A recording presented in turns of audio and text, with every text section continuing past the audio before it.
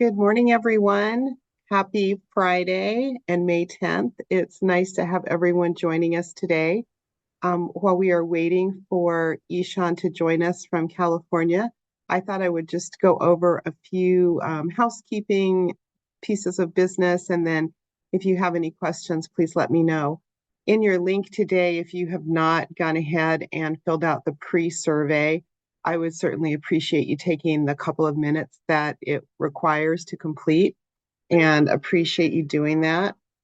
And then beyond that, if you are interested in a CEU and you are a social worker or a nurse, I may need a license number. I know I definitely do for a social worker, not sure about nurse.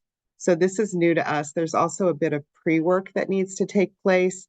And it's really just, it's a survey that you take after if you are a social worker or a nurse.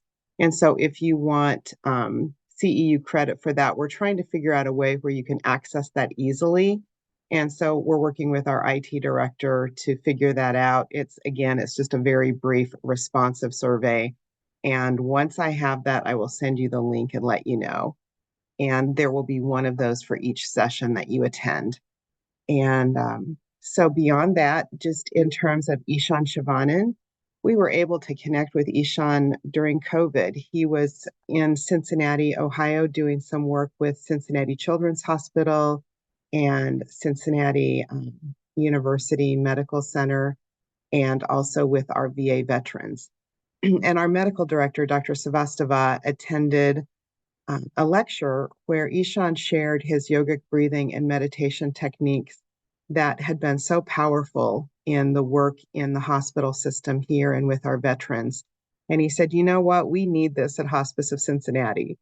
And so Ishan had the opportunity to come and share with our team. And then he went and toured our largest inpatient care center and said, you know, I really want to come alongside of you and help you.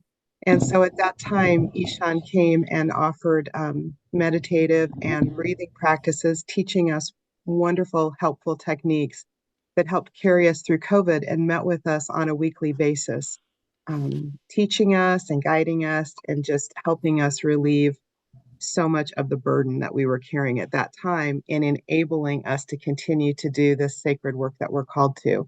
And so it was a beautiful start to a long lasting relationship. And we are so grateful to have him with us here today for this second session on Hindu care with spiritual care with the Hindu patient. And so, Ishan, welcome. We're so grateful to have you back, and we look forward to learning more today. And again, thank you also for the terms. I included those in the email that was sent out. I think they'll be very helpful. Thank you, Ishan. Thank you so very much, Miss Patty. And I welcome everyone who's here. And I applaud within you the nature of inclusivity and helping everyone that comes under your wing. It is phenomenal what we can do if we can understand the nuances in the variety of people when we appreciate. I learned this with my father. My father was a great monk, and we used to live in the desert. My son has been teaching me there's a difference between the two. He is very Americanized, and he tells me we eat one and one is delicious, and you were born in one, so it's not dessert, it's dessert. One is the one that's shown in the movie Dune, and that's where I was born. So there, as monks, we had to grow our own food, and it was very difficult because nothing grows in the desert. And I would look at a plant, and to me, all plants look the same. They are green, half of them are in the soil, and you put water and shit on them. Simple. But then my father tried to teach me, son, if that is your understanding, You will suffer because trying to plant a plant versus a plant thriving in your care, there is going to be major difference. And if you want a plant to thrive in your care, you must understand what kind of a plant it is, what weather suits it, what kind of a season suits it, what kind of soil suits it, what kind of water suits it, because some plants like aloe vera, they don't require any water. Whereas you look at almond, what California has so much of, it requires so much of water. And if you can understand the plant, then it will thrive. And I think that is what I applaud in hospice care, that all of you are like that gardener. And so many people come to you, and from the surface, they all look the same. They all are green. They all are halfway in the ground, wink, wink. But when we understand things that make them who they are, and if we can inculcate those thoughts, those beliefs, then I think people will respond much better. And I was honored when I was asked by Dr. Sadhna and Miss Patty if I could talk about Hinduism and how we can extend our care.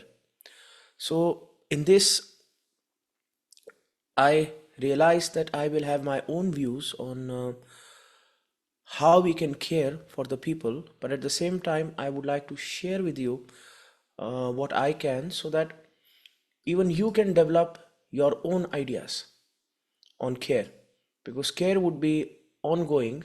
And I just want to start you off on the process of understanding the South Asian population and the Sanatan Dharma. I want to develop a curiosity inside you, and I'm sure when various patients would be coming and you go through this rabbit hole, then you are going to learn so much more and develop your own ways to bring those practices for the care of the said patient. So today our objective is understanding the Hindu denominations. So like last time I shared with you, Hinduism believes in cycle. So in the cycle there is creation, there is maintenance, and there is destruction. So each part of the cycle has his own deity. The cycle of creation is overlooked by the deity called Vishnu.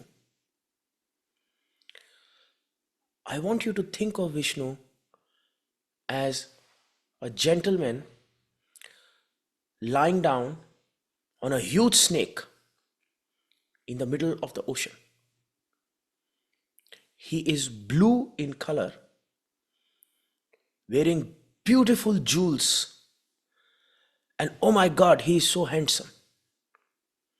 He is the epitome of beauty. He is rugged, he is not rugged, he is metrosexual, well kept, well maintained, nice shave, nice everything. He smells the best, looks the best, and he is in a state of yoga nidra, meaning he is forever in a state of yogic bliss. And on his feet is his wife Lakshmi, pressing them nicely. They both share a very nice marriage, and Lakshmi is the goddess of prosperity. And Vishnu is the god of maintenance. So he is overlooking on creation after it has been manifested by Brahma. So Brahma is a god we don't pray to. So think of Brahma as an old man, big white beard, little bit like Gandalf, and he is instructed by Vishnu, he is instructed by Shiva to create. So he creates the world, he creates beings, he creates everybody, and Brahma is born from the navel of Vishnu. So he is instructed to create, and then he creates. That's his job, just create, and then we forget about Brahma. For our purposes, it doesn't matter. So after the creation is done, Vishnu comes under play. And the people who worship Vishnu are called Vaishnavas. Now, a beautiful thing about Vaishnavas are that Vishnu has different avatars. So to take care of the creation, to maintain the creation, time to time Vishnu comes as manager to see what's happening, what need to be corrected, what evil needs to be destroyed, and he comes in various avatars or avatar. Not avatar, it's avatar. It's okay. And we see him as during the great flood. Hinduism also has the great flood, young Adrias myth. So like Noah and his ark, even we have the flood myth. And here Vishnu comes as a fish to help the saint, and he instructs the saint to bring all beings and uh, to have a boat, and then he as a fish guides the boat through that great flood, and humanity is saved. Or he comes as Vaman avatar, or he comes as Parashuram avatar. So basically he has 10 avatars, and the 10th avatar has not yet come. So the 10th avatar is like the second coming of Christ, and that would be Kalki. But when that gentleman shows up, things will go south. So we will not talk about that. Out of all the 10 avatars, there are two avatars which in hospice care and in contemporary times are very, very relevant to Vaishnavas. And those two avatars are Krishna and Ram. Both of them were born through a mother. Both of them uh, were kings in their own rights. Both of them have an epic after them. The epic associated with Ram is Ramayana, which was written by the great saint Valmiki. And we have the epic called Bhagavad Gita, which was written by Vedvyas. And these are the two forms of Vaishnavism that you will, two forms of worship, two forms of deities that will keep on coming up again and again in the Vaishnav care. So, to give an overview, we talked about Brahma, the creation, Vishnu, the maintenance, and then we talk about the denomination Shaivism.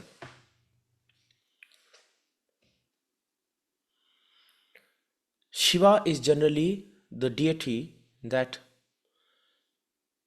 is seen as the one who oversees the destruction part of the cycle. So I want you to think of Shiva as an ascetic, sitting atop Kailash uh, in Tibet. Uh, Geographically Tibet, but it can be translated as another realm also. And because he's an ascetic, he's wearing tiger skin, his eyes closed. He has a third eye, and it is said if he opens his third eye, boom, destruction happens. He has a compassionate expression on his face. He has a trident next to him. He has a bull sitting with him. And he is this great meditator, this great yogi.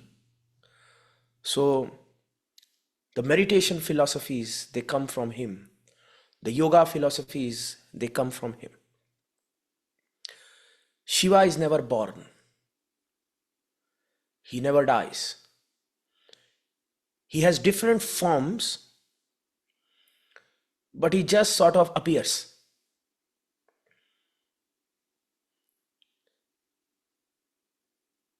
His various forms could be Bhagwan Mahamrityunjay, the god of healing.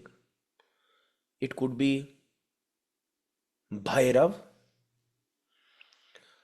the one who oversees punishment. So very associated with death. Other forms could be Pashupatinath, the god of all animals and beings. Pashu basically means any organism. So technically humans also. His form could also be Dakshinamurti, god of knowledge. So Shiva has various forms that he takes time to time. And he's seen as the god of the one who oversees destruction. A common misconception is that because a god takes care of a certain cycle, in the West I have seen people start to misinterpret as Shiva as the god of destruction. He is not the god of destruction. He oversees the transformation. So when we are saying destruction, one is a destruction that, I will whoop somebody's butt. And the other way of looking at transformation is there is a jungle in front of me, and the jungle will go away, a farm will come. So metamorphosis is happening. So Shiva is not a god of destruction. He oversees the transformation cycle. And that is why you will see that Shiva is associated with yoga.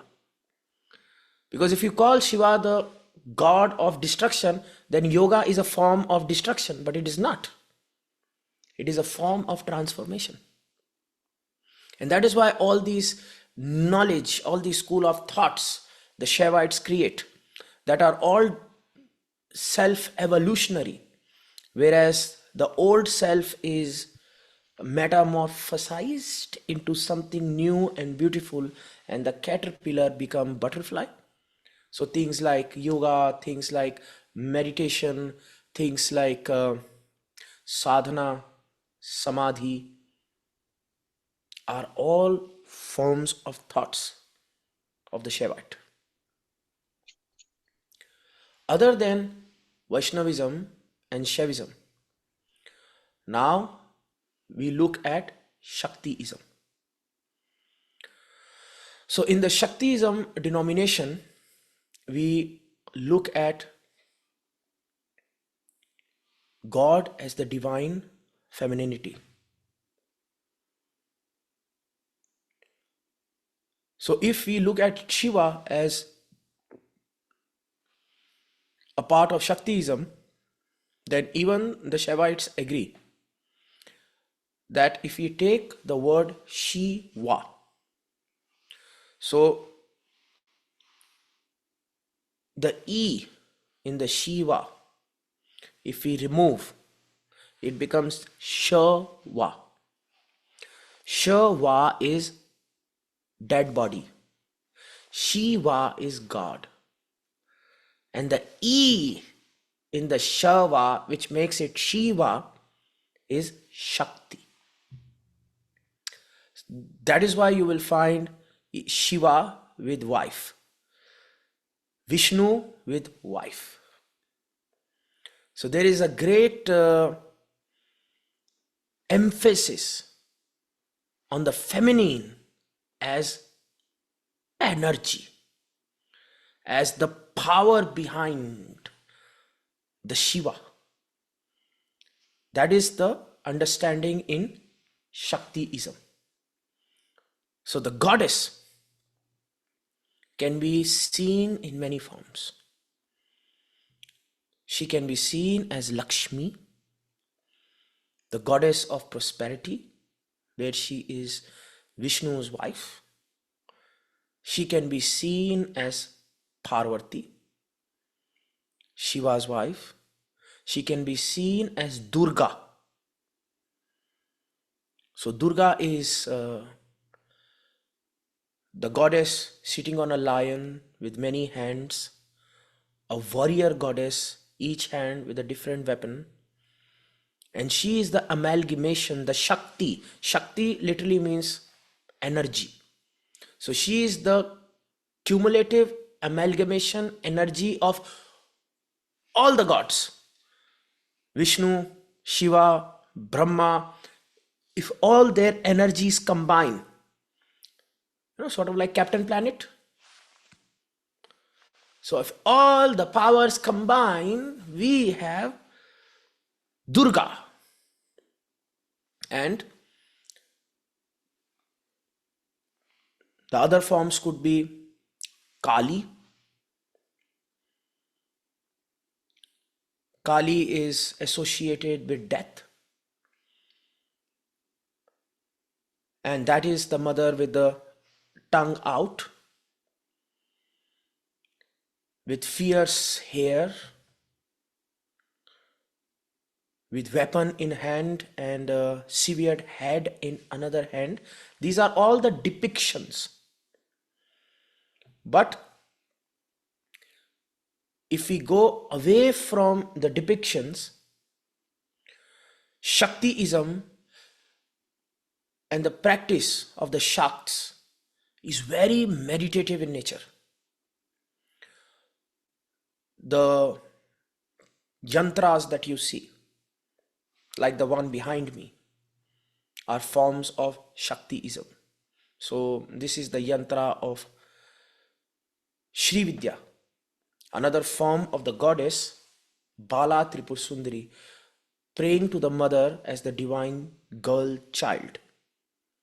And these yantras sort of explain the cosmos in the form of sacred geometry. So you will find that the Shakts, they have meditative practices that are also called Tantra, Kundalani or Kundalini, where they use breath, focus, awareness, and the understanding of the Shakti, the feminine energy, to awaken. They believe that there are certain forms of the universal Shakti inside us. So think of it like if the universe is a tree, we are the fruit, and somewhere there is seed also. So the whole universe inside us in the form of the Kundalini, the Shakti. And if we do certain practices, we can awaken that energy. and become one with the Shakti. So the Shakts have traditions where they use the tantras, the yantras, the mantras, and there are rituals as well.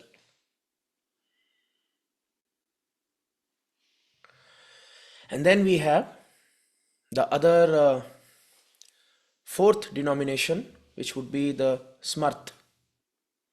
And from the Smart is the Smartism. So the Smartism philosophies believe in the universal God, and there is no visual representation. So it is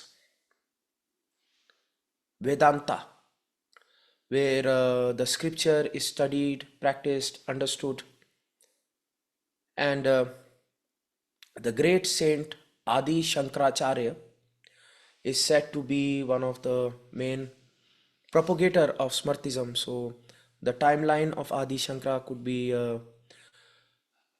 before 1400. So somewhere exact timeline is debatable, but maybe in the 1200 to 1300s, when Hinduism was in decline, and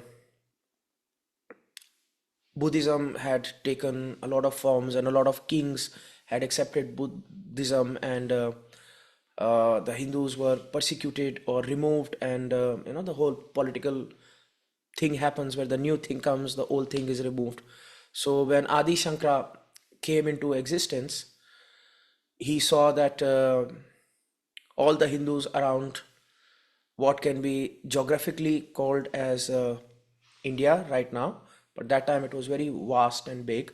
They are all scattered and they are lacking knowledge and focus. So he went around India, he traveled around India, and he made various temples, and he sort of united the Hindus in the beliefs of Smartism.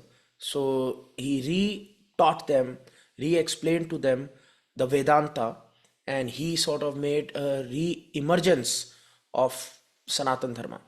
So all Hindus really, really take him in very, very high stride. May they be Vaishnav or Shaiv or Shakt.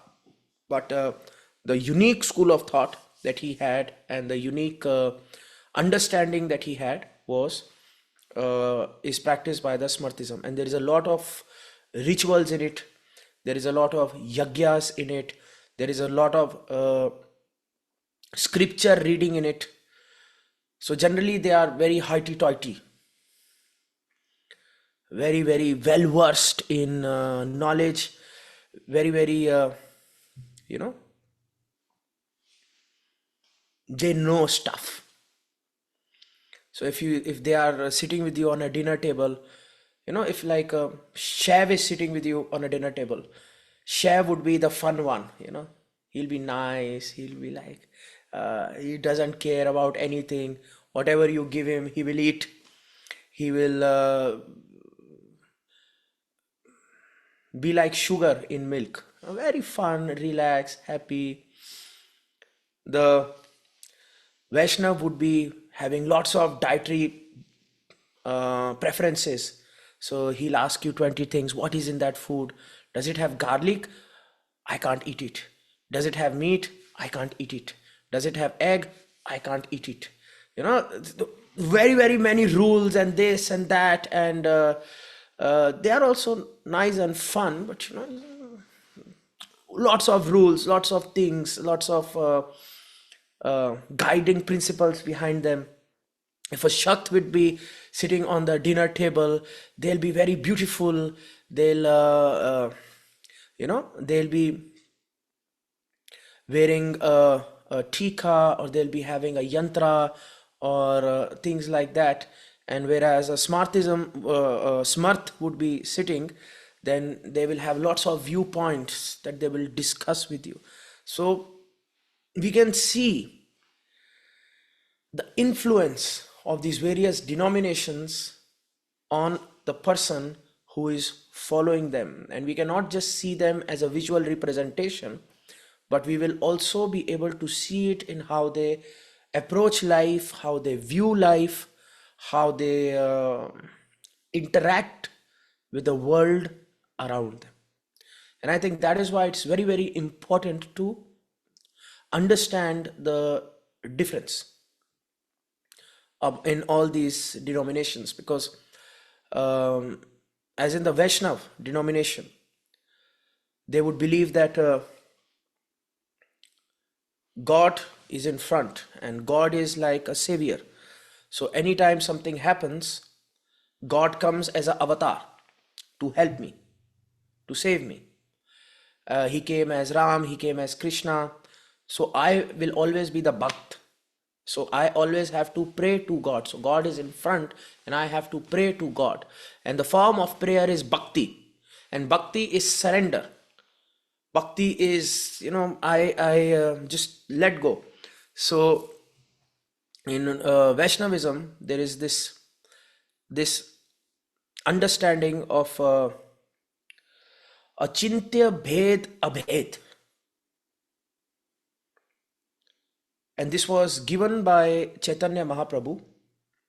So we will delve into it later when we discuss various forms of Vaishnavisms. We are going to really understand the denomination, but just to give you an overview, the different concepts and how it will affect the care.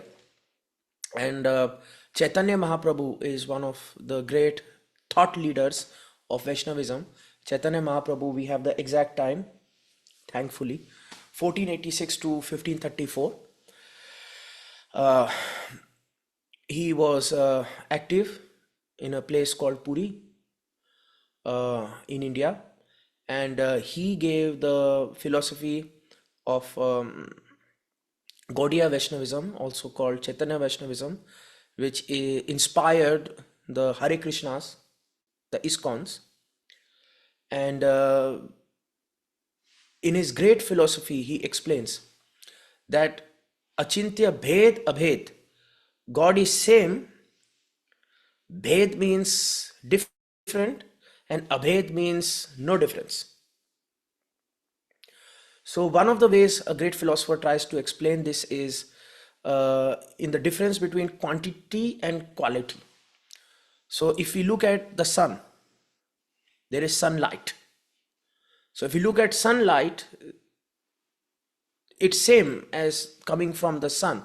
So there is no difference in quality, but quantity. We look at the sunlight, we like the sunlight, we get tanned by sunlight. But if we get to the sun, we get cooked by sun. So there's a qualitative difference.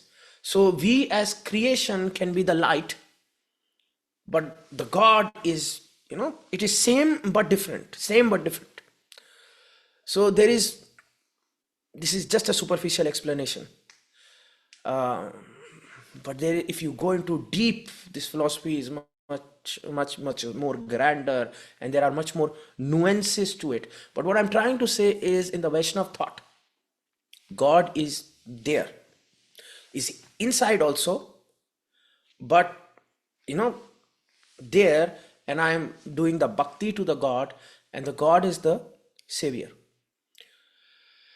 And that is why a lot of modalities can be utilized for the bhakt to sort of feel a connection to the God. Whereas in the Shaiv tradition, I have to meditate, and I have to focus on the consciousness. And here it is a little bit different, because in the Shaivite philosophy, it is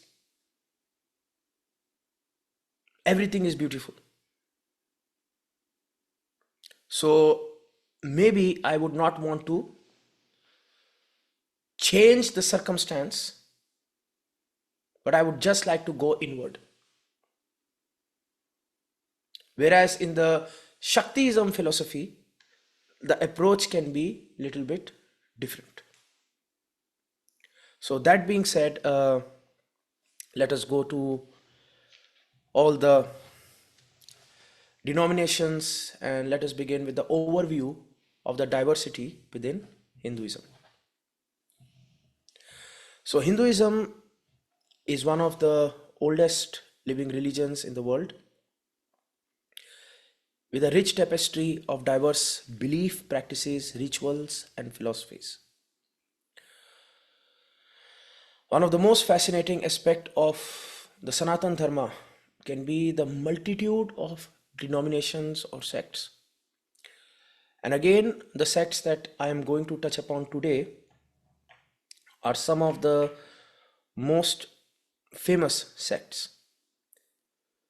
I think if you delve into these sects geographically, they change with the language, with the environment, with the weather, with the geography, because geography plays an important role because geography has its own festivals, and slowly the festivals seep into the ritualistic belief, and the ritual seeps into the spiritual philosophical belief, and it becomes intertwined. So India has many languages, India has many geographies, India has many different types of people, and the worship of the god, even though the god will be Vishnu, completely changes based upon, like, if we uh, look at the geography of India, let us look at, we go to the west, we find Gujarat, and if we look at the worship of Vishnu there, Vishnu as Krishna, we will find the diet is completely different, it is completely vegetarian. We will find much more emphasis on Vishnu worship as Krishna, whereas if we go somewhere in central India, let us say Ayodhya, then Vishnu is worshipped as Ram, and the whole festival changes, the whole even diet changes, the whole approach towards Vaishnavism changes. So I will be touching upon some denominations that I think will be relevant to hospice care, but let us not think of it as an all-encompassing overview of Sanatan Dharma in itself, because as I said, even village to village, the prayer and the ritual and the festival can change. So the common festivals will remain the same, but the nuances of how they would worship or have that ritual, it will change. Something as simple as the custom of making prasad. Prasad means offering to the god. So I have seen that geographically it is very, very different based upon what grows there or what was available there. So the deity on one place will have a certain food being offered to him, and that can be seen as what is considered normal, whereas if you go to another place, it will be something else. So these denominations evolved over a millennia in the subcontinent. And these denominations, while, as I said, they share certain foundation principles, but they have unique theological interpretations that are common to themselves, and the ritual practices, and most importantly, the social customs. So let us delve into the four of the major denominations with its own different perspective. Let us begin with Vaishnavism. And as I described Vishnu, a beautiful person, blue tinge to the skin, on a big snake in the middle of the ocean in the Yog Nidra. In his one hand, his primarily weapon, the Sudarshan Chakra, and he's just sitting with his wife, happy. So Vaishnavism centered around the worship of Vishnu, which is, as I said, the principal deity. Why the principal deity? Because of the cycle, the creation, the maintenance, and the destruction. So he is the principal deity. Two main principal deities, if we look throughout India, are Shiva and Vishnu. So he is the principal deity in Hinduism, and the Vaishnavites emphasize more on devotion, bhakti, surrender to the God as a primary mean of spiritual realization. Within Vaishnavism, there are sub-sects such as Swami Narayan. Swami Narayan has one of the biggest temples in the world in New Jersey, in America, in Robbinsville. So that sect was started in the 1800s, and they worship Swami Narayan as a form of Narayan. Uh, Narayan is also another name of Vishnu. And also Vaishnavism has different sects like Vaishnavism, Chaitanya Vaishnavism that I talked about. Another significant subsect is Shri Vaishnavism, which is prominent in South India and places particular where the emphasis on Vishnu's consort, which is Lakshmi, is made. So Shri Vaishnavism is where we are worshipping Lakshmi as the wife of Vishnu. So if you look at the historical development of Vaishnavism, Vaishnavism can trace its origins back to the Vedic period. And here, when I say Vaishnavism as a sect, I mean as a formal tributary of Sanatan Dharma in itself. Because long ago, Sanatan Dharma is one, and it has its Vedas, it has its understanding of the universal principles. But then somewhere, we have these tributaries that are forming up. So in Indian classical history, we have a Vedic period, and in this we can see that Vaishnavism uh, can be traced to the Rig Veda, mentioning Rig Veda is one of the four Vedas, the four primary books in the Sanatan Dharma, which are the Atharved, Yajurved, Samved, and Rig Veda. So in the Rig Veda, Vishnu is mentioned as the prominent deity. The development of Vaishnavism gained momentum during, we can say, the time of Chaitanya Mahaprabhu, and that was the time when Bhaktism really took off. And even much later, if we look at the Mughal Empire, and we look at the great thought leaders and philosophers such as Tulsidas, which rewrote some of the Vaishnavite scriptures like Ramayana, because one is the Ramayana, which is the story of the avatar of Vishnu, Ram, is written by Valmiki. It is very informational, but Tulsidas made it very juicy, like soap opera. He put emotion into it, he put poetry into it, he simplified it, he sort of gave this human approach to Lord Ram. So when the scripture was retold by Tulsi,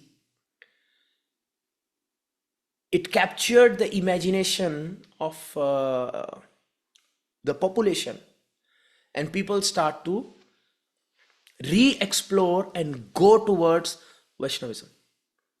So we can see time to time, based upon the storytellers, the raconteurs, the philosophers, the thought leaders, the saints, that Vaishnavism gained prominence.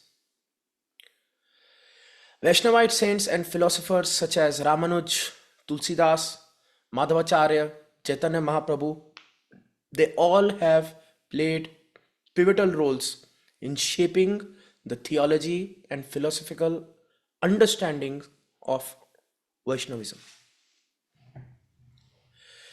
So let us now delve into some of the beliefs of Vaishnavism. As I said, Vaishnavism emphasizes on the doctrine of bhakti, where the primary means of attaining moksha and spiritual fulfillment can be done through the bhakti of Vishnu, and the bhakti could be to any of the avatars. The denomination recognizes Vishnu as the supreme being who incarnates on earth in various forms. The Dash avatar that I talked to you about, the 10 forms, and he comes on the planet, he takes these forms because he wants to restore cosmic order and alleviate the suffering of humanity. So generally during the time of crisis, he will take a form and he will help people who are suffering. So basically uplift humanity. The central theological concept include belief in Vishnu and the divine attributes of Vishnu, such as omnipotence, omniscience, omnipresence, and the concept of divine grace. The importance of surrendering to the will of Lord is primary. In the ritual practice of Vaishnavism, puja plays a very, very important role. So puja could be done as part of the Vaishnavite traditions, with devotees offering prayers, hymns, and offering to Vishnu in the form of his avatars. Puja can be elaborate or very, very personal. So if we explore the Vaishnavite traditions and we go to Vrindavan, where the primary deity is Krishna, in India, the puja is very, very elaborate. Chappan Bhog is created for the god. 65 forms of chappan. 65. 56. Yes. Various forms of food is created, and it's very, very elaborate, and they are presented to God, and it's a great ritual, and everybody is very happy. Or puja can be something very personal. So you have your own form of God, and before you are eating food, a part of the food you are giving to the God, and that makes that connection. So puja could be done with offering, puja could be done with hymns, it could be done with mantras, it could be done with recitation of certain texts. For example, certain shlokas, and it is very, very personal in nature. Other forms of worship could be the archana, or it could be the part. So Vaishnavas really like to do the part. So So the people who are praying to Vishnu as Ram, they would do the part of the Ramayana, or they would study or do the part of certain parts of the Srimad Bhagavatam, and that gives them the connection. Also, the practice could be of the mantra. So something as simple as saying the mantra Radhe Krishna, or Hare Krishna, or Ram, Ram, Ram, Ram, Ram, Ram, as a continuous practice. If we look back to the ritual, the daily worship of Vishnu involves recitation of sacred text and the chanting of mantra.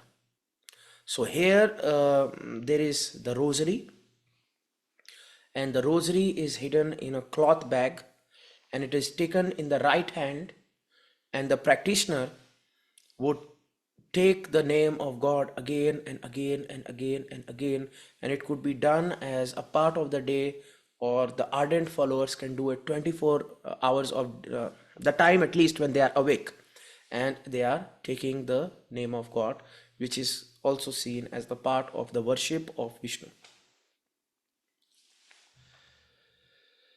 If we look at the social impact of Vaishnavism, Vaishnavism has played a great influence on contributing to the development of art, architecture, literature, and music.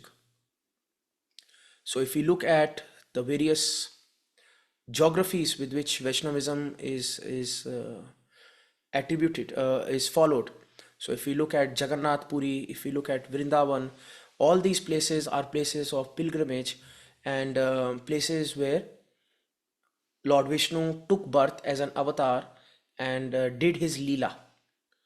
So when God comes on the planet, his action is called Leela, as in a play, because he is not attached to anything that he does. He is on a divine mission to do stuff. A person, when he does stuff, it is either karma or dharma. So we are either doing stuff based on our previous actions, or we are doing stuff motivated by dharma, divine law. But God, he's free, he's like we are the puppet and he's puppeteer. So imagine if the puppeteer becomes part of the puppet show. He has no threats taking care of him. So he is doing the Leela. So there are various geographies in India where God came in the form of Vishnu and did his Leela. So that really impacted the culture, the infrastructure, the thought process, the festival. So if we look at the central India, we have Ayodhya, where Lord Ram's kingdom was there.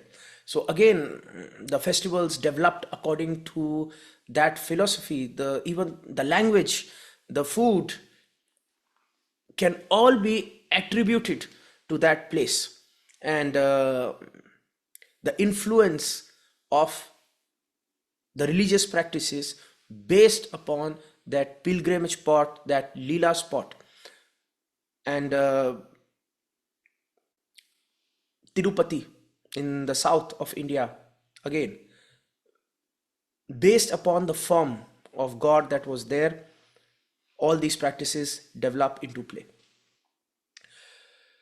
Vaishnavite saints and poets have composed devotional hymn, philosophical treatise, promotional ethical values, social harmony, spiritual enlightenment. And if we look at the contribution of Vaishnavite saints, I think Bhagavad Gita in itself is one of the greatest contribution, not just to the Vaishnavite traditions, but to the world itself. If you look in history, even in the history of the West, a lot of humanity, a lot of great thinkers took refuge in Bhagavad Gita. Bhagavad Gita is especially the Gita, and Gita is the great knowledge that was given to Arjuna by Krishna during the battle of Mahabharata. And that knowledge is said to be one of the greatest philosophical thought processes, and basically understanding human nature in itself. So in history, we will find people like Oppenheimer reading, quoting Gita. We will find many people in the West who really like the Bhagavad Gita. The Beatles, George Harrison, his song, "Oh Lord, I really wanna see you." So he really went down into understanding what Krishna was trying to say, what he was trying to explain, and we can see all these various impacts of Gita in itself. And as I said, in arts, promotional of ethical values, social harmony, and spiritual enlightenment. So Vaishnavite saints have a lot of contribution. In the contemporary relevance, I would say that Vaishnavism is one of the most widespread forms of Sanatan Dharma, as in, even in your care, you will find that most of the people that will come to you, or a lot of the population group that has emigrated to North America, they are from the Vaishnavite traditions. And the Vaishnavite traditions, they continue to thrive with millions of adherents across the globe. And the denominations have adapted to modern context, and they are parts of the educational institution, the digital media, and they have many social welfare initiatives, temple construction initiatives to promote the teachings and values. Vaishnavism emphasizes on universal love, compassion, and service has relevance in addressing issues such as environmental degradation, social inequality, and interfaith harmony.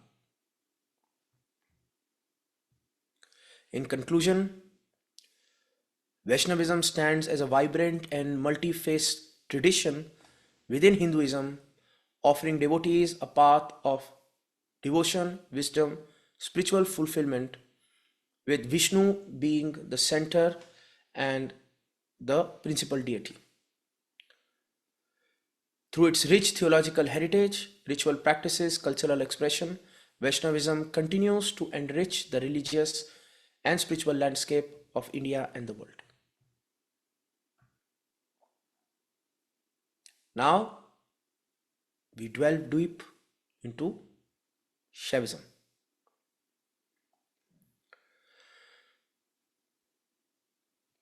Shaivism has ancient roots. So, generally, Shaivism is associated with the Rishi Parampara, and history before history. So, we think of the great sage, the great yogi, sitting in the mountains with his disciples, practicing the great uh, scriptures, practicing the living scriptures in the form of yogic traditions. And I want you to imagine that. So that is what the Shaivism is. It has ancient roots, and even some references to Shiva can be seen in the Indus Valley civilization. So the Indus Valley civilization, one of the oldest civilizations that have been archaeologically discovered, we can find references and things that can be connotated as Shiva. The developmental of Shaivism as a distinct religious tradition gained momentum over time during pieces of history, with emergence of Rudra as a major deity associated with the destruction and fertility. Other times, Shaivism assimilated various regional and folk traditions, leading to the proliferation of Shiva sects and lineages across India.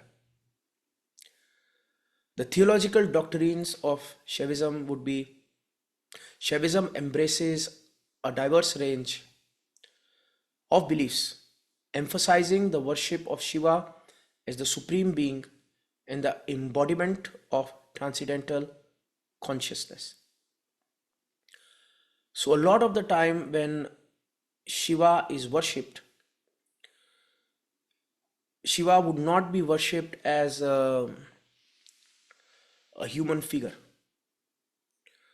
So, Shiva worship, if we want to understand, uh, and again, here we are talking about the ritualistic worship, not the Advait worship, the meditative and yogic worship. So, in the ritualistic worship, Shiva is represented as the ling. The ling is the oval shape, the shape, cylindrical shape on a jewelry, and milk, water, such offerings are given to connect, to appease, to pray to Shiva. So generally the Shaivite will worship Shiva through the ling. The ling here shows Shiva and Shakti as one. So Ardhanarishwara, where the male and the female become one to create the power of the universe.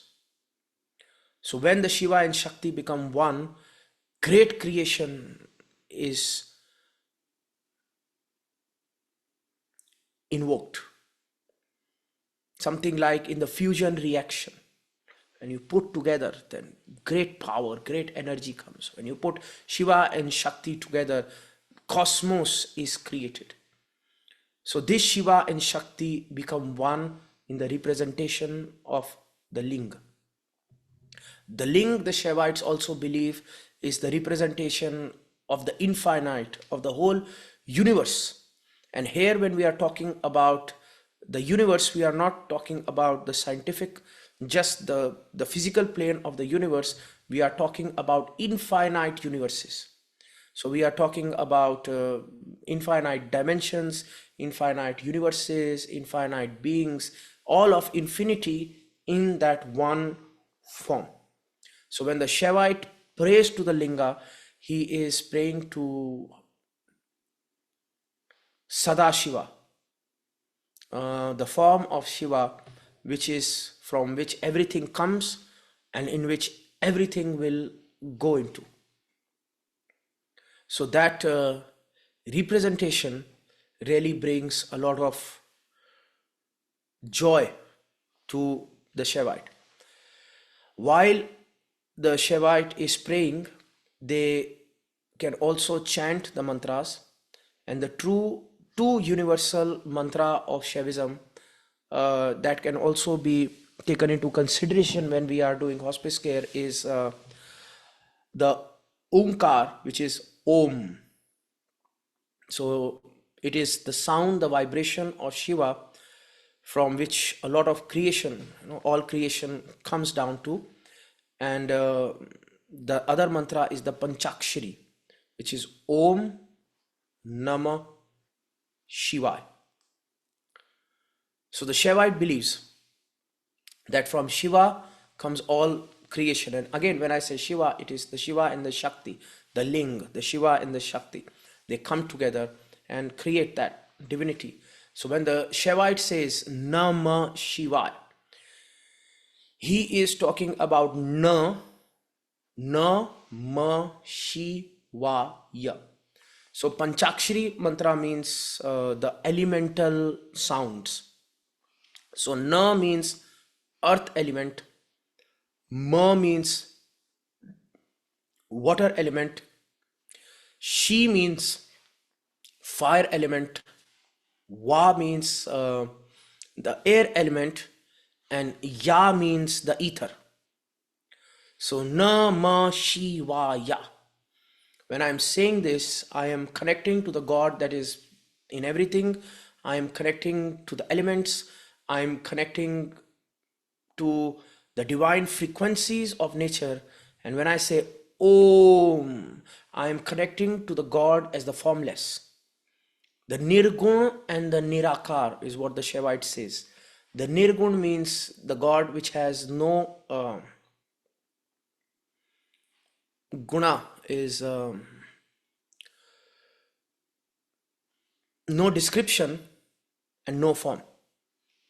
So when I say Om Namah Shivaya, I am connecting to the form and the formless, the creator and the destruction, the beginning and the end. So you will see the Shaivite saying Om Namah Shivaya, Om Namah Shivaya as they are meditating, or as they are doing yoga, or as they are putting the water on the ling. And this mantra in itself, Om Namah Shivaya, can bring great peace to that Shaivite. So if somebody is going through end of life, maybe this knowledge can be used into bringing peace to the discomfort of that person. The central theological concepts of the triad of Shiva would be the Shiva, Shakti, and the Nara, and the principal non-dualism Advait expounded by the Shaivite philosophers in the Kashmir Shaivism. Shaivism also encompasses the worship of Shiva's various manifestations such as Bhairava, Pashupati, Rudra, and generally this worship is done in the form of rituals and in the form of pujas. If we delve deep into the ritual practices, the ritual worship puja is an integral part of the Shaivite tradition, with offering prayers and ebullitions to Shiva and his sacred symbols, which is the Shivaling, the ling. Shaiva rituals often involve chanting of mantras like Om Namah Shivaya and recitations of hymns like the Rudrashtakam, the Lingashtakam, which are Sanskrit poetry done to feel a greater connection to the Shivite philosophies. The major festivals of the Shaivite traditions could be the Mahashivratri, which is the night dedicated to Shiva's cosmic dance.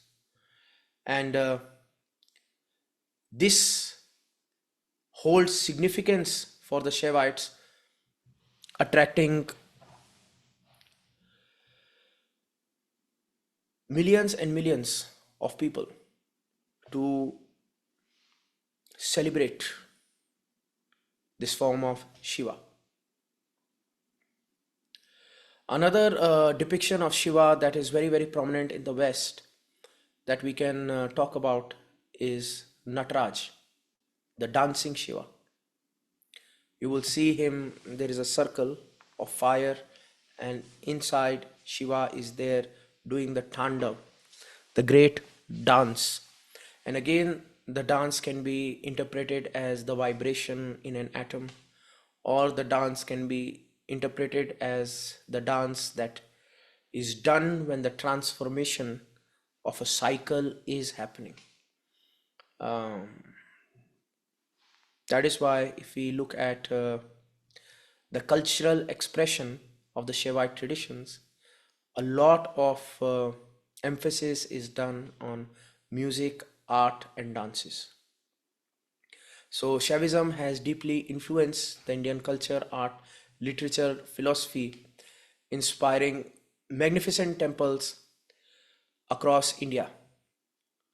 Iconic Shivite temples could be the Kashi Vishwanath, the Bhima Shankar, Amarnath, Kedarnath, and the various Jyotirlings across India. Shaivite saints, poets, mystics have compassed timeless hymns, philosophical treatises, and mystical poetry reflecting to the profound spiritual insights of the Shaivite traditions. One of such fantastic philosophical work that can help us understand human nature is the Shiva Sutras. So think of what the Gita is to a Vaishnav is what the Shiva Sutra could be to the Shaiv. So in the text of the Shiva Sutras, one understands the nature of creation, the nature of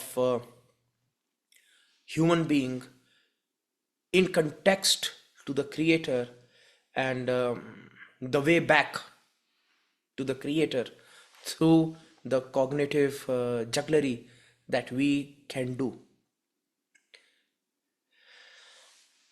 The contemporary relevance of Shaivism could be that it continues to exert a significant influence in the religious traditions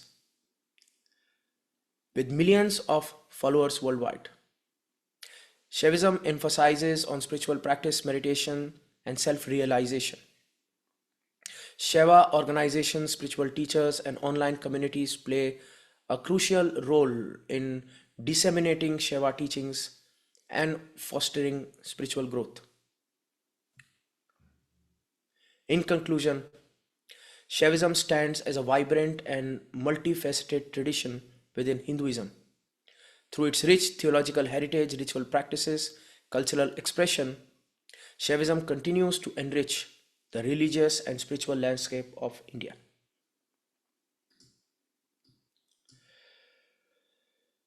Now we go towards Shaktism. As I said, Shaktism, the primary deity is the mother. The mother can be denominated in various forms: Kali, Durga, Lakshmi, Lalita, Tripur Sundari.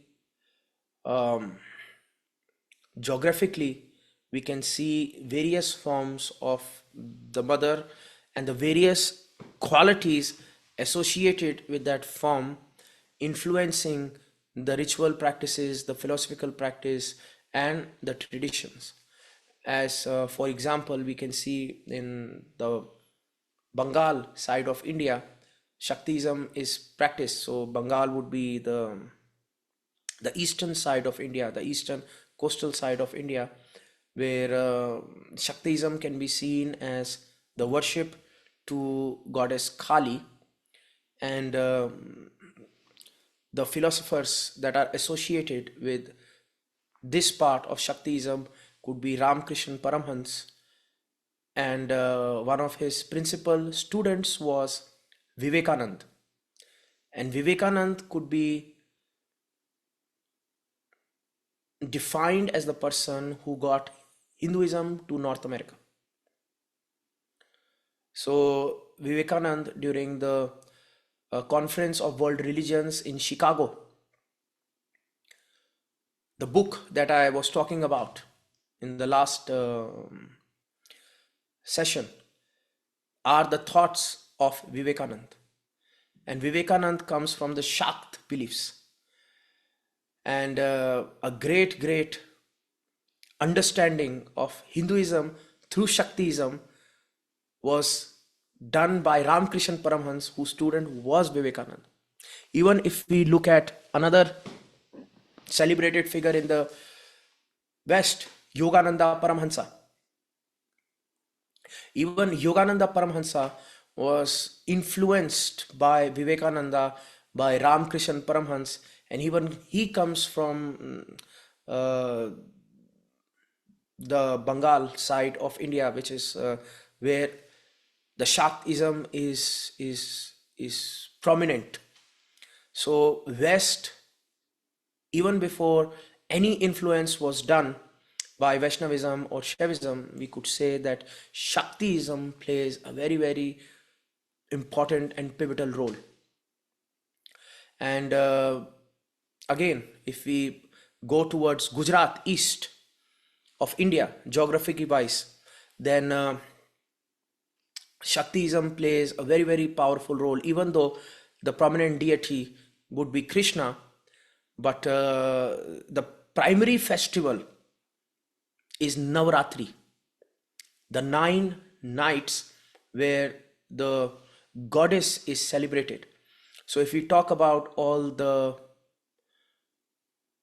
Gujaratis, so in the popular culture, the Gujaratis are the ones who are said to be all the motel owners and all the 7-Eleven owners, the Patels, the rich community of India.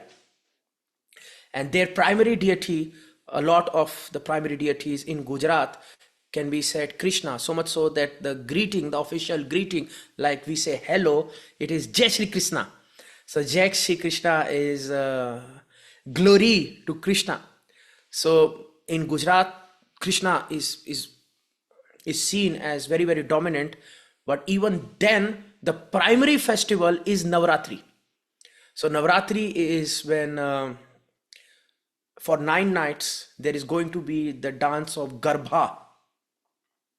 So Garbha is when everyone would be decked in very nice clothes and they would dance in a circular motion, and the Shakti would be put in the center, invoked in the center, and all the young boys and girls would dance in glory to the mother all night. And there are various forms of the Garbha. One is that stick dance, dandiya, where they are doing. One is the without the stick dance, and that is where we can see Shaktiism captures and influences even the cultural and the festival traditions of various parts of India. And if we go towards the much more eastern belt, the seven sisters. So if we look at the geography of India, we will see that there is India, and then there is an arm, a separate arm of India, where the 7 different states are there, Assam, Nagaland, etc., etc. So there also the goddess Kamakhya is worshipped, and Shaktiism is worshipped in a very different tradition. And there we can even see how some practices of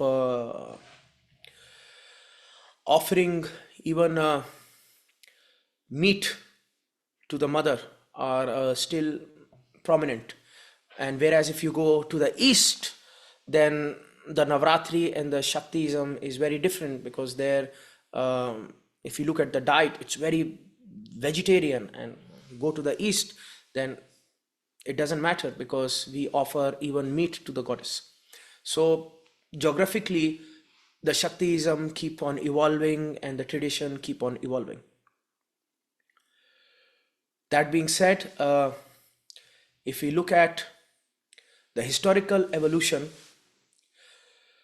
the development of Shaktiism as a distinct religious tradition gained prominence during the Puranic period, with the emergence of texts like Devi Mahatma and the Agam and Nigam Shastras. So the Agam and Nigam Shastras are form of scripture in the Sanatan Dharma, where Shiva is talking to his wife. And in these scriptures, when the goddess is explaining the nature of creation, so it's a conversation. One is Shiva explaining the nature to his wife, and one is wife explaining the creation to the husband. So you can see it's very modern. You can say that feminism, that if the God can say, hey lady, this is how it is, then the lady says, hey man, this is how it is. So both these scriptures are equally prominent.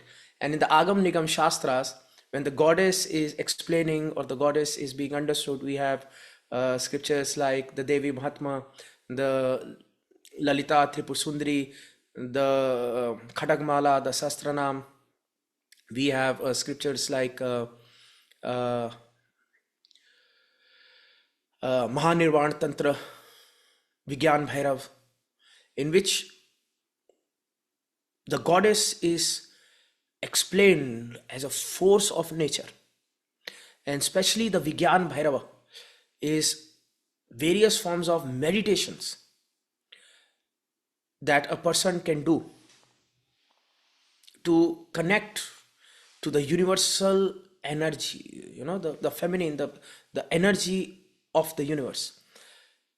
As a mental health researcher and practitioner, when I studied the Vigyan Bhairav, I found that these meditation principles could even be propagated as mental health tools.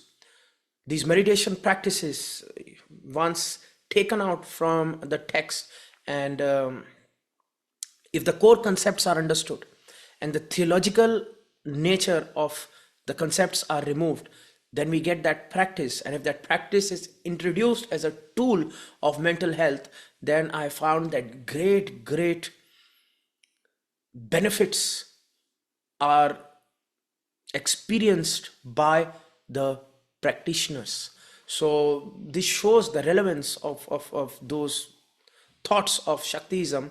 But yes, when the scripture was explored as Agam and Nigam Shastras, and the Devi is another form of the Divine Mother, was seen as this force, this energy, then, and all these scriptures were created around her.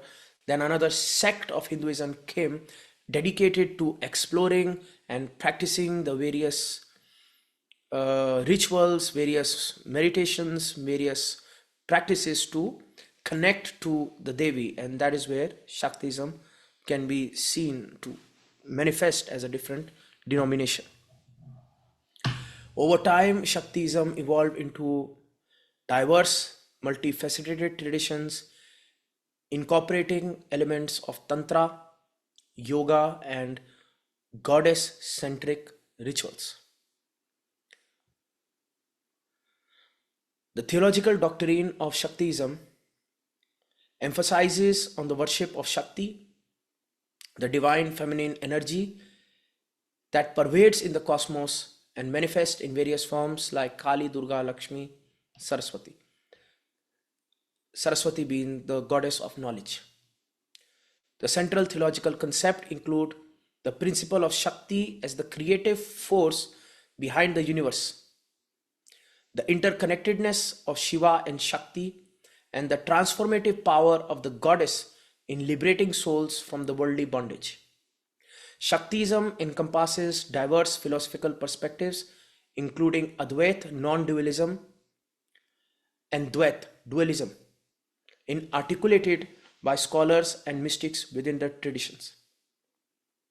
Ritual practice and festivals have a very powerful role in Shaktism, where ceremonies are performed to invoke or connect with the deity. Tantra, a spiritual tradition within Shaktism, employs esoteric rituals, meditations, breathing techniques, visualizations to awaken the divine energy, Kundalini, within the practitioner and attain spiritual enlightenment. The festivals of Shaktism could be the Navratri, widely practiced in the eastern part of India, Durga Puja, widely practiced, Navratri in the western part of India, Durga Puja, I sometimes get confused because I am sitting in America, so my east-west changes to the India east-west. It's like the sailors, port, and so Navratri in the western part of India, and Durga Puja in the eastern part of India, Kali Puja, it all holds significance for the Shaktas, celebrating the divine manifestation of the goddess. The cultural expression, as I told you, is and the cultural influence of Shaktism, as I said, Yogananda, Paramhansa, Vivekanand, we can see in the West a lot. It has deeply influenced Indian culture, art, literature. We have various dance forms dedicated to the worship of the goddess. We have various poetry dedicated to the form of goddess. One of the greatest poets of India, Kalidas, was the great worshipper of the mother as Kali, and Kalidas is known as sort of even the father of the Sanskrit poetry, and the creations that he did are still revered today as powerful texts in arts. Iconic Shakti temples in India include the Kamakhya temple in the Assam, the Vaishno Devi temple in Jammu and Kashmir, the Chamunda temple in Karnataka, and the various Shakti peeths spread across India. Shakti inspired dance forms are culturally relevant even today, like Bharatnatyam, Kuchipudi, Odissi, and they inspire and embody the grace, power, and the mystic nature of the divine energy. Shakti centered practices, now we are talking about the contemporary relevance, include mantra, chanting, and tools for various self awakening are they are re-emerging in the West in the form of Kundalini sadhana. Shaktism emphasizes on gender equality, environmental stewardship, social justice, aligns with the contemporary concern, and fosters a sense of empowerment, compassion, and interconnectedness amongst the followers. So, from Shaktism, I will do a very quick exploration of Smartism, and then I think we can go towards the Q&A. Smartism is also known as the Samarth Sampradaya. It represents a syncretic tradition with Sanatan Dharma. Smartism focuses on a single and all-compassing divine reality. So think of it as an expression in which all the gods and goddesses of Sanatan Dharma will come, but through this expression of the reality. The historical origin of Smartism traces its roots to the Vedic period, and the focus was to the ultimate reality as Brahman. So here we have to do the difference when we talk about Brahma and Brahman. So Brahma was the god that came from Vishnu's navel and the god that oversees creation. But when the Smartism talks about the Brahman, he is not talking about Brahma, he's talking about the universal consciousness. So the universe itself as this living being, as this consciousness that is manifest all around us. And through the Smart philosophies, we try to understand the nature of this universal consciousness and connect to it.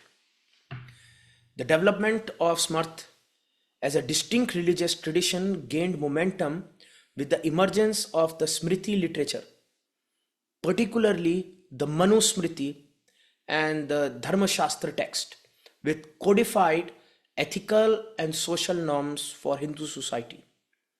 So when we talk about Manu Smriti, Manu can also be said as the first man. So, like in the Christian traditions, we have Adam and Eve. So, in the same way, we have Manu. So, Manu was guided by this universal consciousness by Brahma on the concepts of reality. So, Manu wrote them down in this text called Manu Smriti and Dharma Shastra. So, Dharma Shastra is basically the book of laws. And once these scriptures were created, these texts were created, the Manusmriti, the Dharma Shastra, that's when we can say this whole tributary of Smartism came into existence. Adi Shankaracharya, which is the renowned philosopher, and generally the time period associated with him is the 8th century according to the Sanatan traditions. But when the Britishers rewrote history, there is different thought process, but in the Sanatan traditions, 8th century is where somewhere he came into existence. He played a pivotal role in propagating the Smart tradition, where he advocated the harmonizations of the diverse Hindu sects under the umbrella of Advait Vedanta.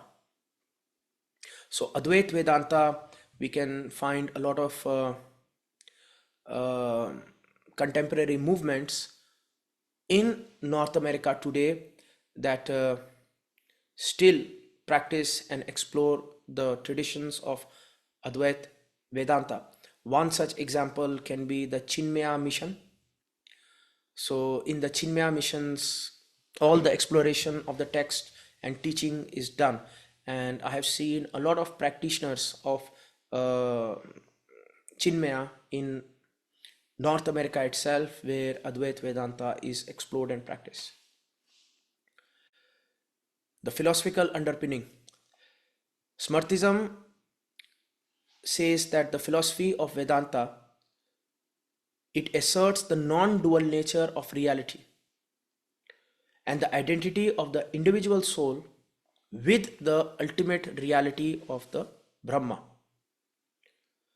The knowledge of the diverse Hindu deities and their respective devotees, Smartism affirms that all forms of worship ultimately leads to the realization of the same divine essence. All road leads to Rome. So Smartism says in the Advait Vedanta that eventually the same thing is going to happen, and that is the realization of that divine essence.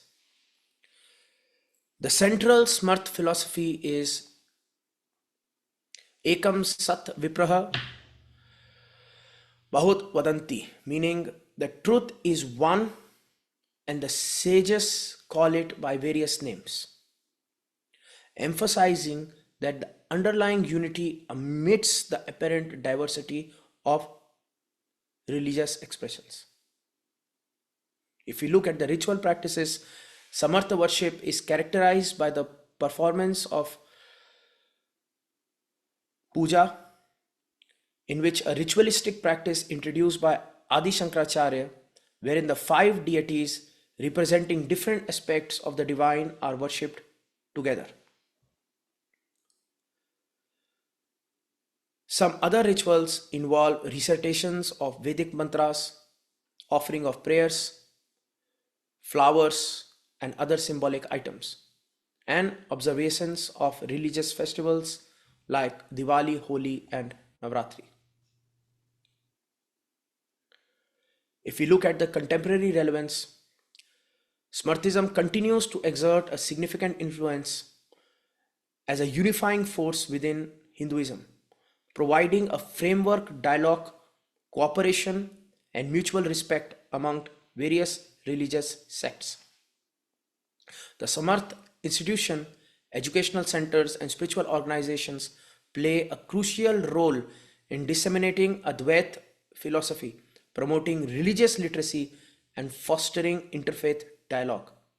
Smartism emphasizes on the universal truth and the essential unity of all beings resonate with the seeker in an increasingly interconnected and multicultural world.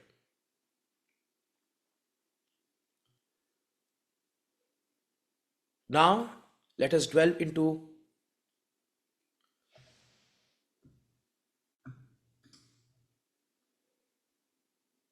providing culturally competent care.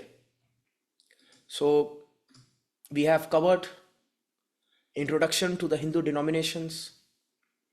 We have dwelled into the cultural considerations of these various denominations, in which we understood the nuance of the denomination affiliation. We discussed the impact of regional and cultural differences in the practices. We have talked about the unique belief practices and their relevance to the care that can be provided. But I think what is most useful for us would be the strategies for addressing the need of patient from different denominations.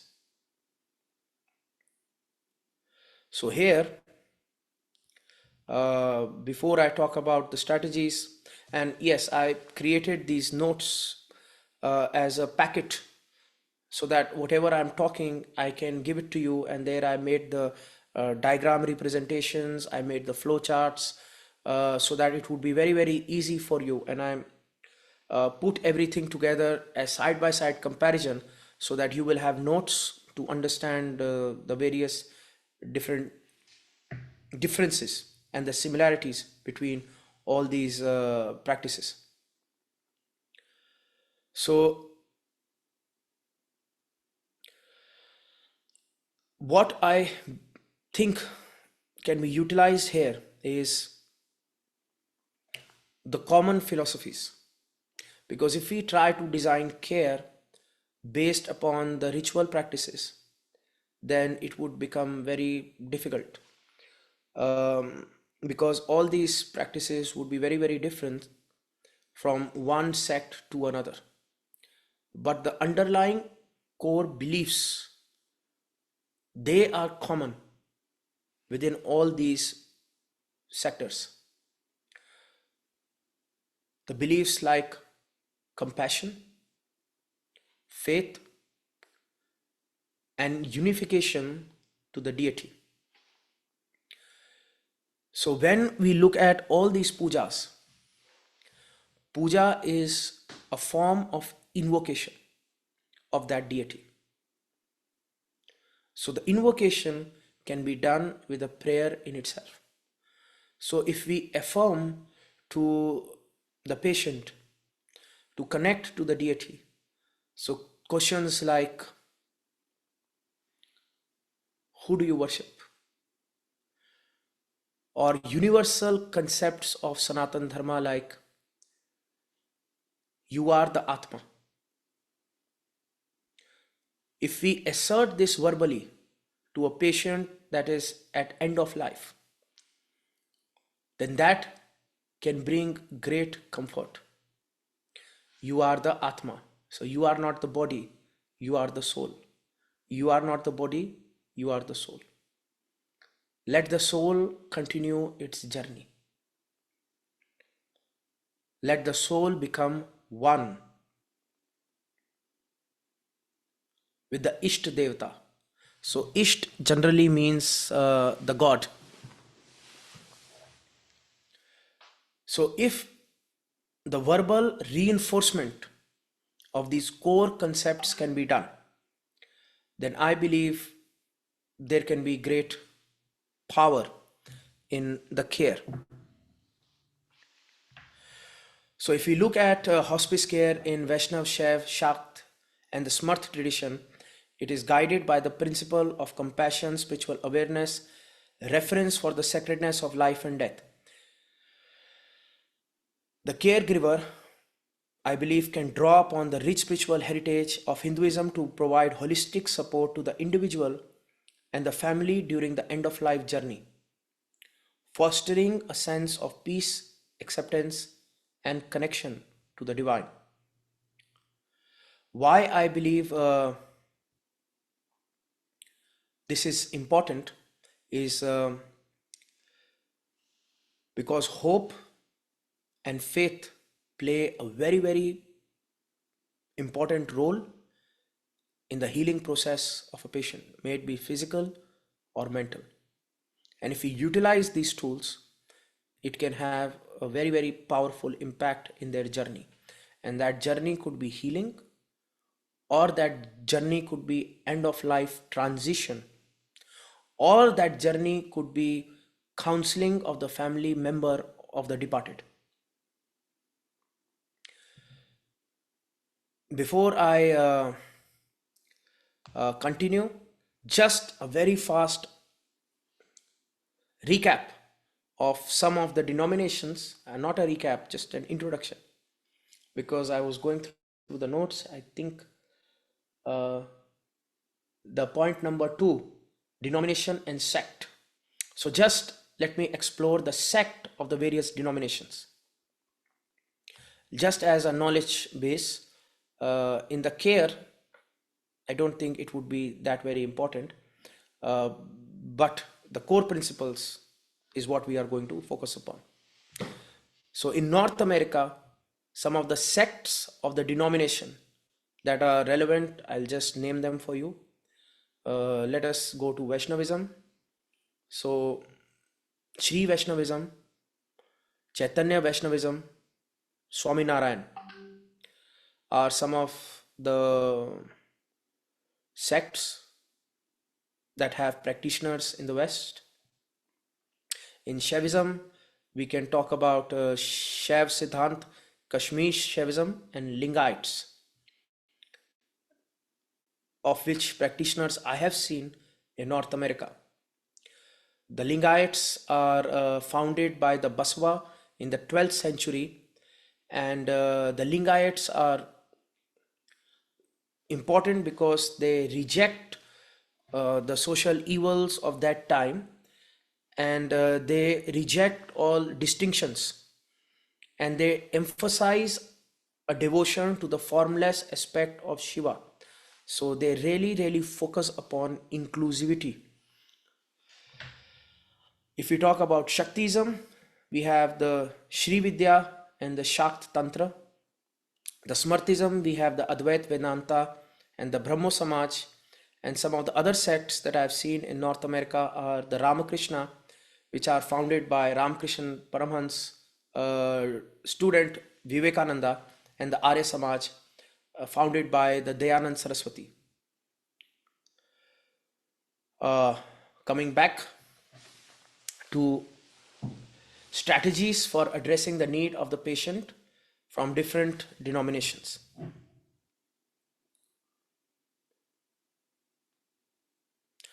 So here, if we, one second, let me take out. Yes. So here I think the few core beliefs that we can integrate in the hospice care could be invocation. Help the patient invoke their deity and connect with them.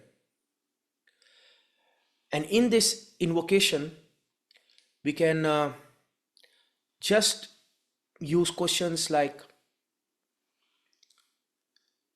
let your heart go to the deity. We can ask the patient on what are the mantras that they practice. So if, let us say, we can ask the family member, what is the deity, what is the mantra, and they say Ram, then just whispering the mantra into the patient ear can ease their suffering in leaps and bounds. So just the Ram, the Krishna, or the Om Namah Shivaya, the Om Namah Shivaya. And this is also the form of the invocation.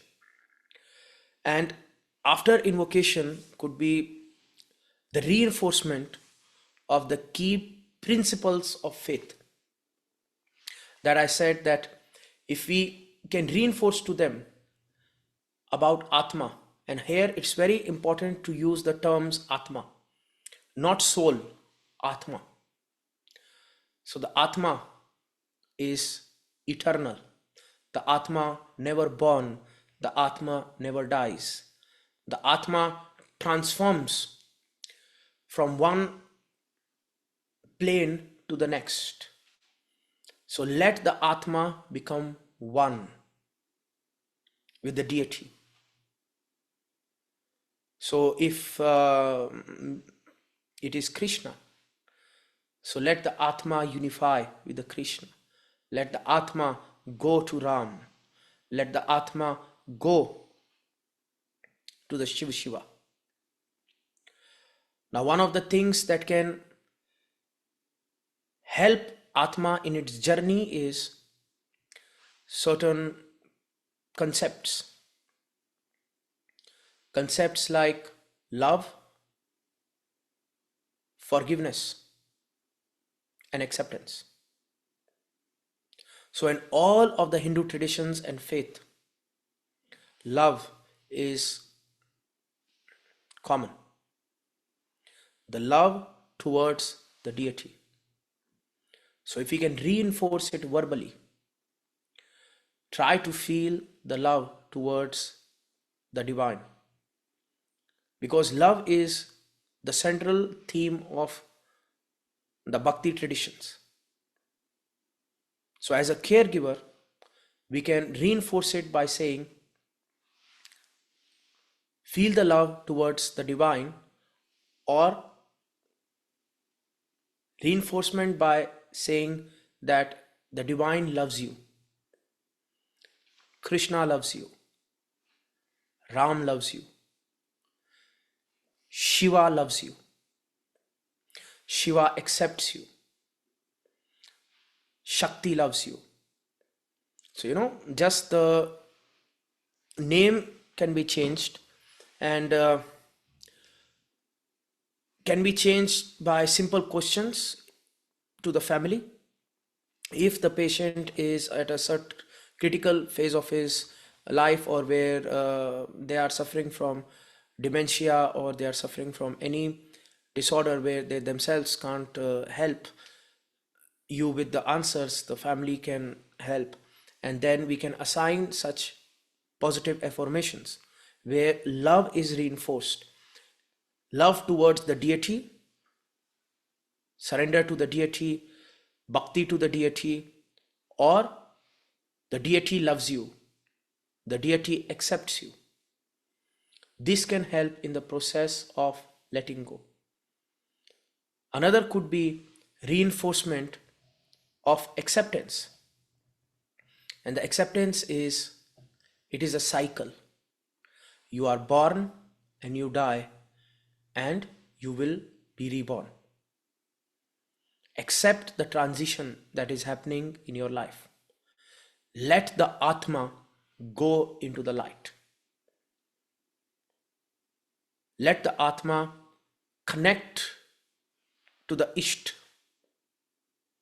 And one of the ways to connect to that Atma, to go into the light, to help transition, could be forgiveness.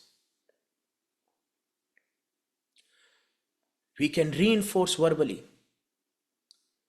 the concepts of forgiveness. So in the Hindu traditions, it is called Shama Pratna. So the Shama Pratna is we seek forgiveness to the deity for any thing that have happened knowingly or unknowingly that was not part of the dharma.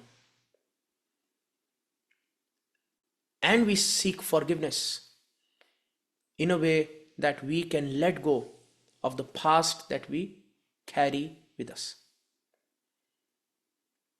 So in that forgiveness, we can also reinforce not just forgiveness of the deity towards us, but we forgiving to everybody behind us. So such thoughts can be reinforced verbally to the patient as whomsoever need to be forgiven, let go. Let go and disconnect, for your journey is forward. In front of you, in front of the Atma, is the Isht. To go towards the Isht, you must disconnect from the past. If you want to go towards the Isht and you want the freedom, then you must forgive. Forgive all those who need to be forgiven. Go into the light. Your deity loves you. Your deity accepts you. And then we can reinforce this through the mantra. So as I said, whatever the mantra is, the mantra could be Om Namo Narayanaya from the Vaishnava. Ram, very simple. Ram, Ram, Ram, Ram. If you get a patient who prays to Ram, very easy mantra. Or Hare Krishna, Hare Krishna, Hare Krishna, forgive, go into the light. Hare Krishna, Hare Krishna, go into the light. Or we can even utilize visualization. As I told you, visualize the Isht. So if we get to know from the family who their Isht is, then we can create a visualization practice where we can visually describe the Isht. So a lot of the scriptures of the various texts, when we are talking about Shaiv or Vaishnav or Shakt, is the representation of the Isht. So if we are talking about Khadagmala, it is literally the description of the mother from the top of her head to the tip of the toe. We don't have to go in such refinement, but if we just look at the visual representation of the various key figures that I've talked to you about, then the person who is in the end of life, we can create this visualization for them that become aware of Krishna in his most beautiful form, playing his flute with a feather, peacock feather on his forehead. Visualize the compassion on his face, the love on his face. So even if we are not describing, we are saying the emotion on the deity, where we are saying, connect to the love on face of Krishna. Connect to the love on the face of Ram.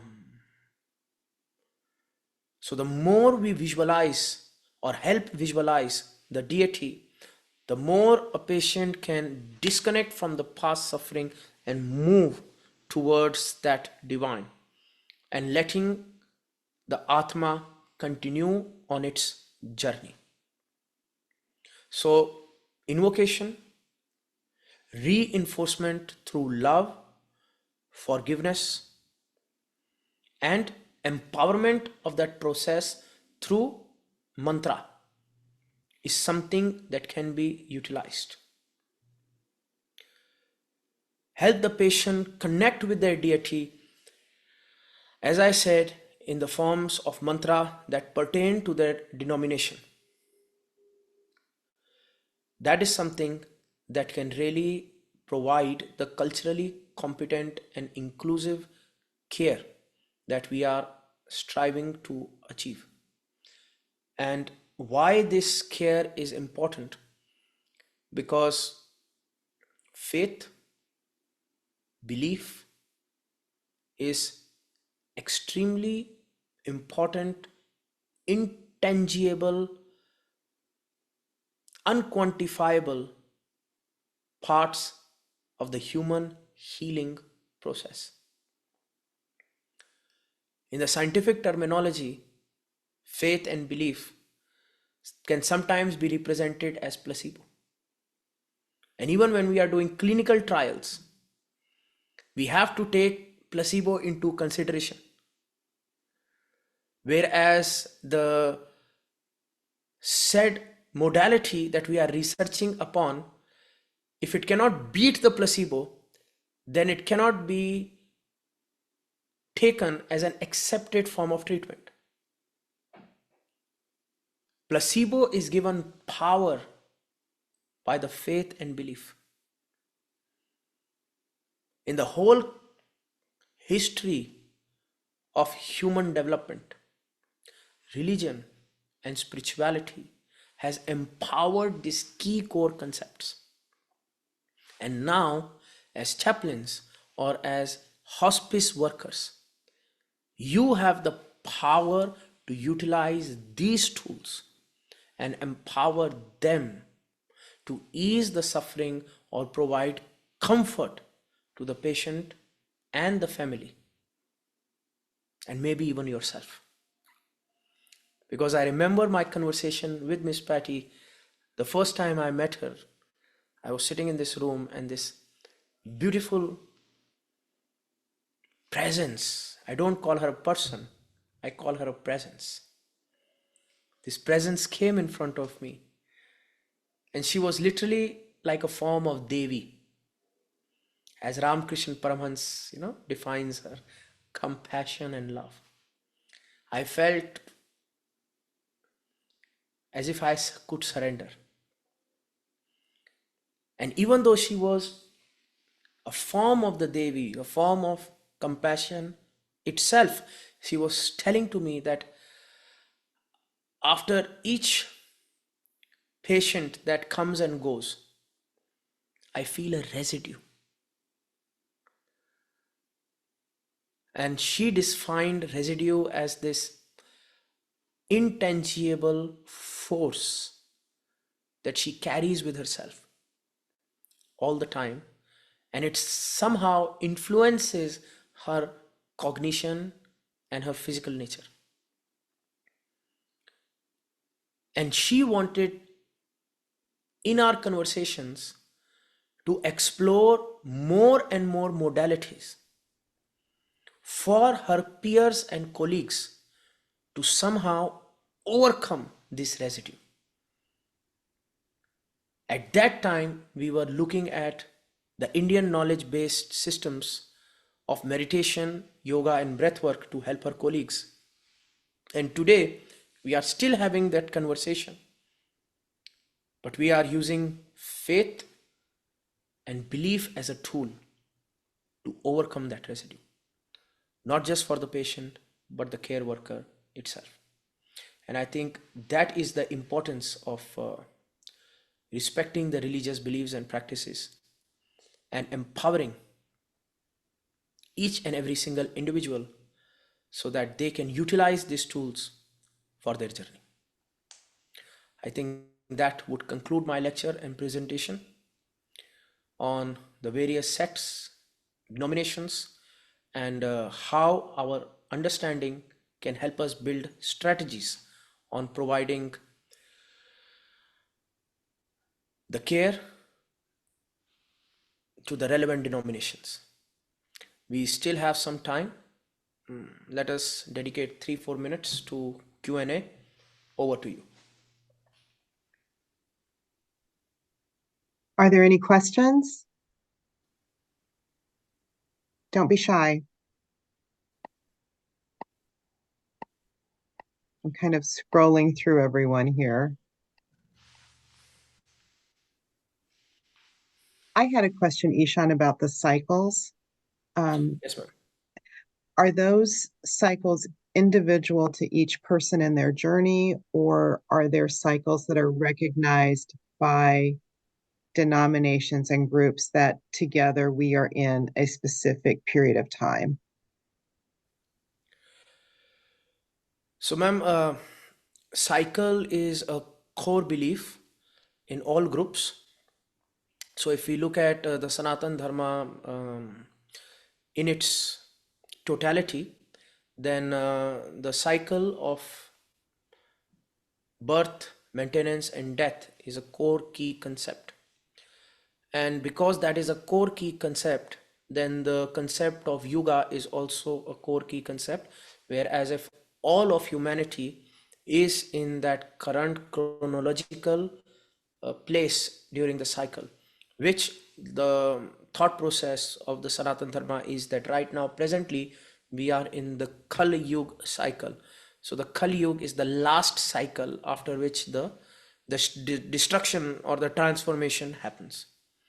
But you have raised a very beautiful point of the personal cycle, which is inside this encompassing umbrella of a cycle. This certain philosophy is explored in the Vaishnav traditions, especially uh, the people who pray to Lord Ram.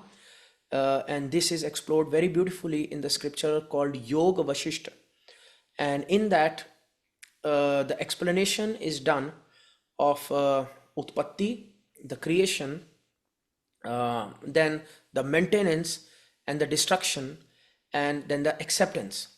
So it is said that the root cause of all suffering comes when we cannot accept the cycle, and the human being must strive in his spiritual practice to respect that cycle.